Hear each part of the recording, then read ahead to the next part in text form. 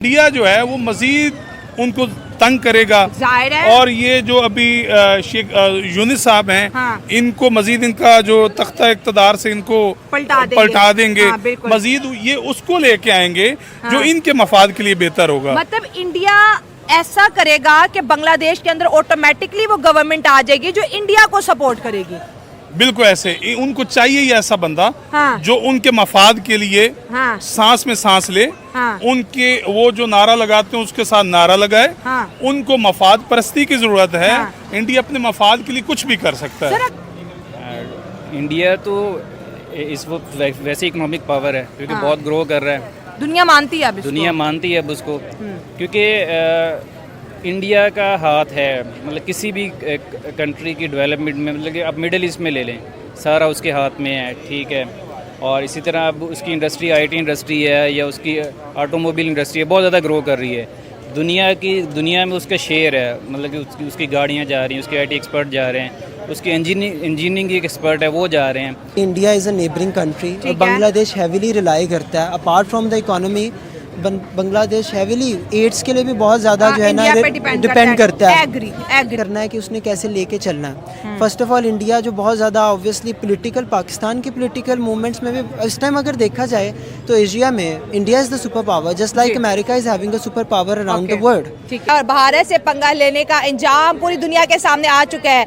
हुआ कुछ यूँ है कि मोहम्मद यूनुस के खिलाफ जो है बांग्लादेश की टेक्सटाइल इंडस्ट्री के जो गारमेंट वर्कर्स हैं वो हज़ारों की तादाद में रोड्स पर आ चुके हैं, जैसे कि आपको स्क्रीन पे नजर आ रहा है। 20 से ज्यादा लोग इंजर और कई लोगों के हलाक होने की भी खबर आ चुकी है। उनका डिमांड ये है कि मोहम्मद यूनुस यहां से निकल जाए। हुआ कुछ यूं है कि जब से बांग्लादेश ने एंटी इंडिया के नारे लगाए तो अडानी साहब ने जो है वहां पर इलेक्ट्रिसिटी की जो सप्लाई है उसको रोक दिया, उसको कम कर दिया और लोड शेडिंग की वजह से बांग्लादेश की टेक्सटाइल इंडस्ट्री 700 से लेकर 1000 तक टेक्सटाइल इंडस्ट्रीज बंद हो चुकी है। नमस्कार दोस्तों, आप देख रहे हैं इंडियन रिएक्ट 007 और मैं हूं आपका दोस्त सुशांत।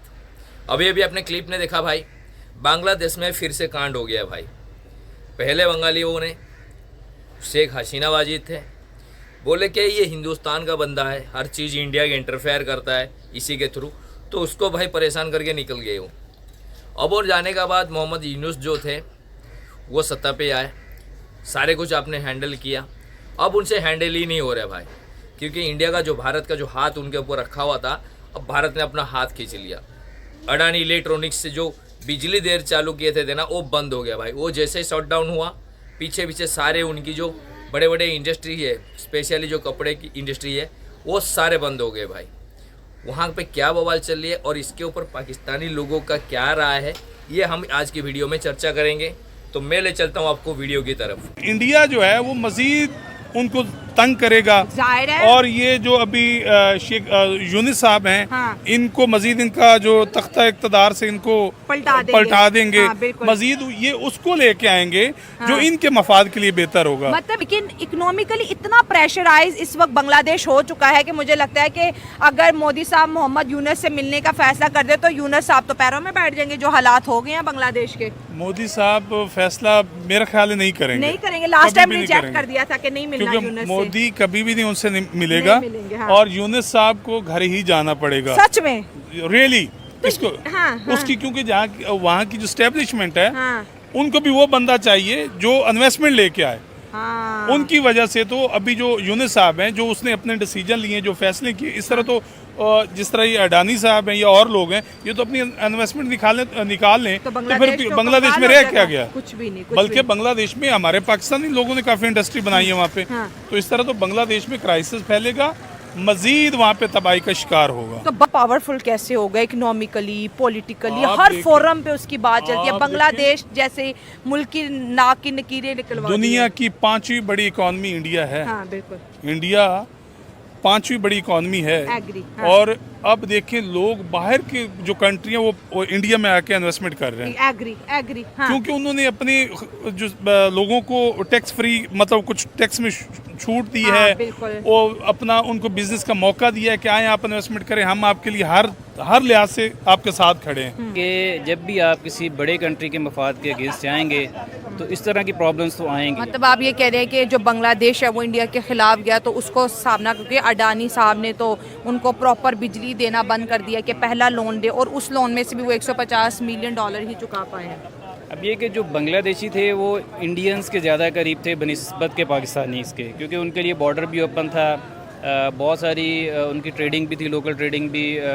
जैसे हम नहीं क्रॉस कर सकते इंडिया का बॉर्डर, हम जा नहीं सकते, हम इंडिया के साथ, लेकिन बांग्लादेशी जाते थे, बांग्लादेशी जाते थे। इंडिया का हाथ है, मतलब किसी भी कंट्री की डेवलपमेंट में, मतलब कि अब मिडिल ईस्ट में ले लें, सारा उसके हाथ में है, ठीक है। और इसी तरह अब उसकी इंडस्ट्री आईटी इंडस्ट्री है या उसकी ऑटोमोबाइल इंडस्ट्री है, बहुत ज़्यादा ग्रो कर रही है।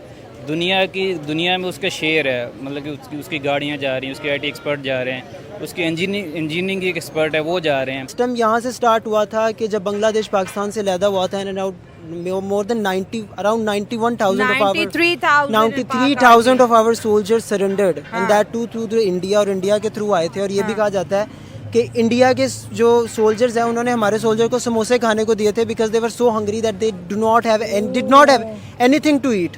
ये हिस्ट्री में है। इंडिया ने समोसे दिए थे हमारे सोल्जर्स को as they were starving.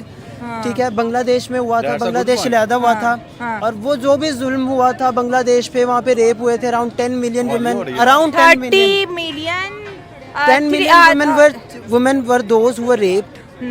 This is just the history books of around the world speaks, not the Mutaliya Pakistan from the economy. Bangladesh heavily aids के लिए भी बहुत ज़्यादा जो है ना डिपेंड करता है। दिस इज़ द अगर बांग्लादेशी अवाम का जो इस टाइम जो उनका लीडर है ना, this is the one who decides, ठीक है, उसको डिसाइड करना है कि उसने कैसे लेके चलना है। फर्स्ट ऑफ ऑल इंडिया जो बहुत ज़्यादा ऑब्वियसली पॉलिटिकल, पाकिस्तान की पॉलिटिकल मूवमेंट्स में भी इस टाइम अगर देखा जाए तो एशिया में India is the super power, just like America is having a super power around the world. तो अभी आप देख रहे थे हमारे पड़ोसी देश पाकिस्तान के वहाँ के लोगों की बातें, उनकी राय जानकर हैरानी होगी। बहुत ही सही बात बोले ने, लगभग जितने लोगों से बात की, जिन्होंने भी बोले एकदम सही बोले। आज का डेटा अगर देखेंगे हमारे रीजन में, मोस्टली पूरी अगर एशिया में भी देखा जाए तो भारत एक सुपर पावर के जैसा निकला है भाई। हर जगह में, किसी भी जगह में बिना भारत के कोई काम हो ही नहीं सकता है। सबसे बड़ा जो इंडो पैसिफिक का जो रीजन है, एरिया है भारत महासागर का, वहाँ पे तो भारत का पूरी तरह दबदबार कब्जा है। इजराइल से लेके चाइना सी तक नीचे का जितनी एरिया है वो सारे इंडिया डोमिनेट करता है भाई।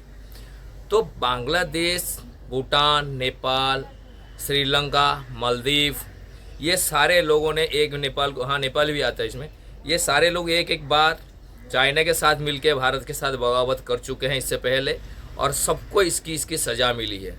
रिसेंटली मालदीव ने भी चाइना के बात सुन के भारत के जो वहाँ पे हमारी इंडियन के आर्मी बेस था, इंडियन आर्मी को निकाले थे। बाद में उनकी जो हालत हुई ये सारी दुनिया ने देखा।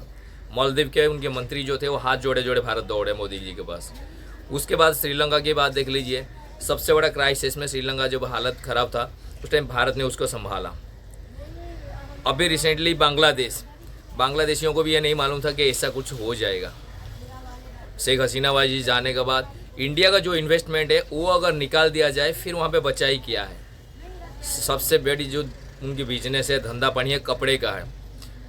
जो बांग्लादेश के जो कपड़े पूरी वर्ल्ड में फेमस हैं, तो वो अगर वो इंडस्ट्री बंद हो जाए तो उसके बाद बचेगा ही क्या वहाँ पे। और सेम वही चीज़ हुआ, लोग पूरे सड़क पे आके अभी नारा लगा रहे हैं। आज की वीडियो में बस इतना ही था। मैं मिलूँगा आपको नेक्स्ट वीडियो में किसी नई मुद्दे के साथ।